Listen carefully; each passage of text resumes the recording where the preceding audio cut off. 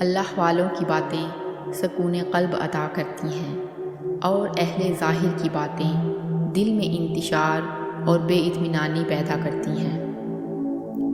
ہر شر اور عیب بھی اپنی پیدائش کے لحاظ سے حکمت کا حامل ہے۔ کوئی ناقص الذہن کسی کام کے مقام کو نہیں سمجھ سکتا۔ کتنے ہی متقی ہو جاؤ مگر نفس سے کبھی بے فکر نہ ہونا۔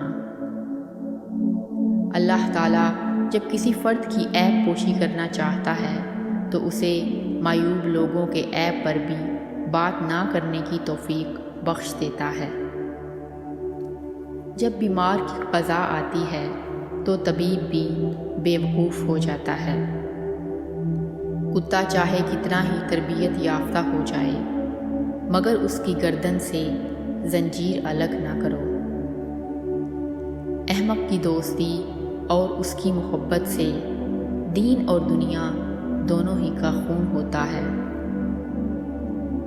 علم کی تلوار لوہے کی تلوار سے زیادہ اثر رکھتی ہے، بلکہ فتح حاصل کرنے میں علم سینکڑوں لشکر سے زیادہ مؤثر ہے۔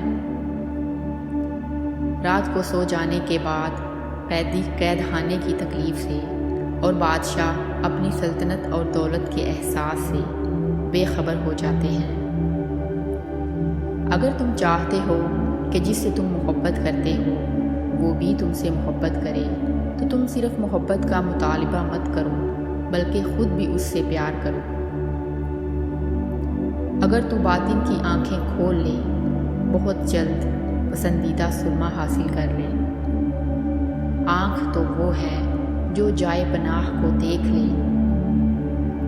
تو اگر وجود اور عدم سے گزر جائے تو ابدی زندگی حاصل کر لے۔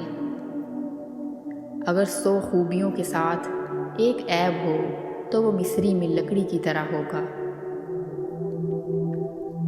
تھوڑی عقل عشق کی منکر ہوتی ہے۔